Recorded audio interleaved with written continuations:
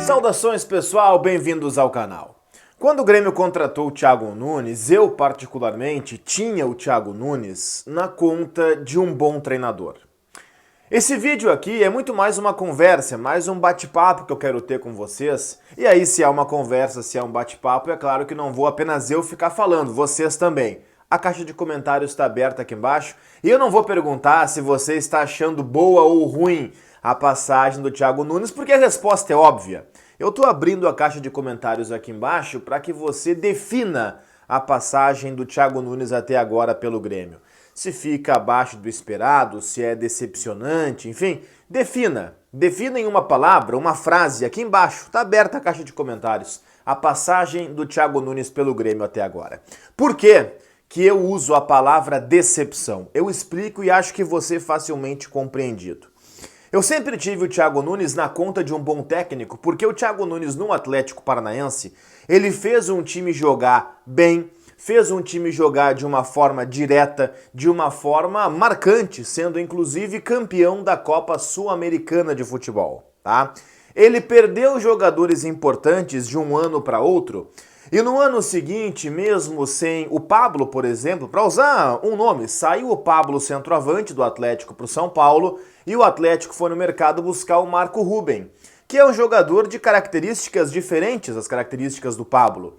E o Thiago Nunes conseguiu armar muito bem o seu time. Quando o Renan Lodge saiu para a chegada, ou quando ele saiu vendido para a Espanha, para o Atlético de Madrid, e o Márcio Azevedo virou titular, o Thiago Nunes fez o time se moldar de uma maneira, de uma forma, que não sentisse tanto assim a falta do Renan Lodge. O mesmo na direita, quando machucou o Jonathan, já falamos da Copa do Brasil, que o Atlético foi campeão em cima do Inter, inclusive, machucou o Jonathan, ele colocou o Kelvin, um garoto com 17 anos à época, como titular. Ele deu sequência ao Santos, goleiro. Ele montou uma zaga bastante sólida depois com Pedro Henrique e Thiago Heleno, mas antes disso, ou durante esse processo, dando sequência ao Robson Bambu como zagueiro, que foi bem naquela reta final de Copa do Brasil. O meio-campo dele tinha o Lúcio Gonzalez mais avançado, recuou quando tinha que recuar, saiu do time quando tinha que sair. Bruno Guimarães, quando surgiu, tomou conta daquele meio-campo imediatamente. Quando faltou marcação, entrou o Wellington, aquele que passou pelo Inter, inclusive, como um primeiro volante. Não chegou a mudar o desenho, mas mudou a característica. Quando surgiu o Rony, de imediato já entrou no time fazendo a diferença. Quer dizer, tudo isso que eu estou falando aqui representa repertório. Ele apresentou esse repertório no Atlético Paranaense e não foram títulos ao acaso.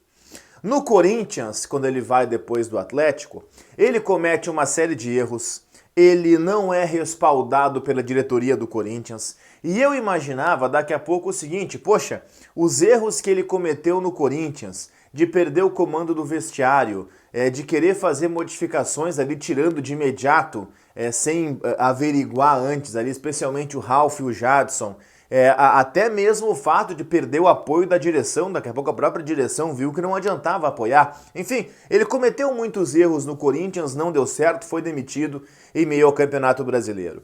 E eu pensava, cá com meus botões, que ele ia aprender com esses erros que cometeu no Corinthians. Afinal de contas, era um bom técnico, de um bom trabalho no Atlético Paranaense, um cara que fez um time jogar, ser campeão de Copa Sul-Americana, ser campeão de Copa do Brasil, ganhando as duas do Inter, lá e aqui, o que não é uma coisa fácil de se fazer, pois eu estou, dentro dessa expectativa, decepcionado com o Thiago Nunes.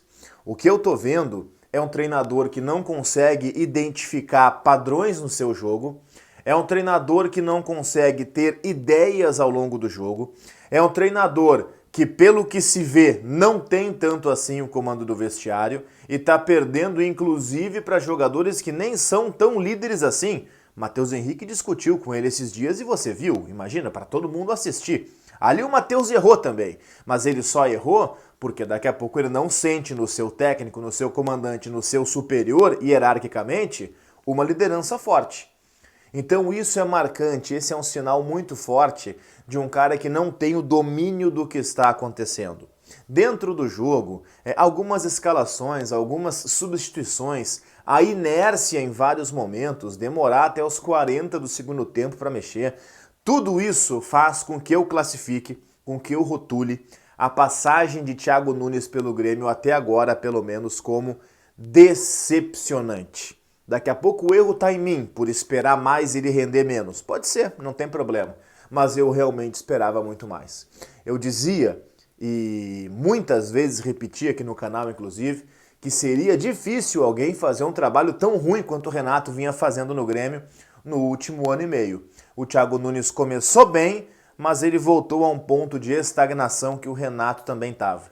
O trabalho do Thiago Nunes é tão ruim quanto o trabalho que o Renato fazia no Grêmio nos últimos 15, 16 meses sob o comando do Portaluppi. Quem vai ser o próximo técnico do Grêmio? Vai seguir o Thiago Nunes? Vai mudar o Thiago Nunes da água para o vinho? Ele vai acordar um belo dia e vai voltar a ser o técnico que era no Atlético Paranaense?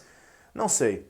Acho difícil. Não sei quais serão os próximos capítulos. O que eu sei é que nos capítulos atuais o Thiago Nunes é uma imensa, uma estrondosa decepção. Siga navegando pelo conteúdo do canal, deixe o like no vídeo, clique em inscrever-se aqui embaixo e ative o sininho de notificações. Valeu!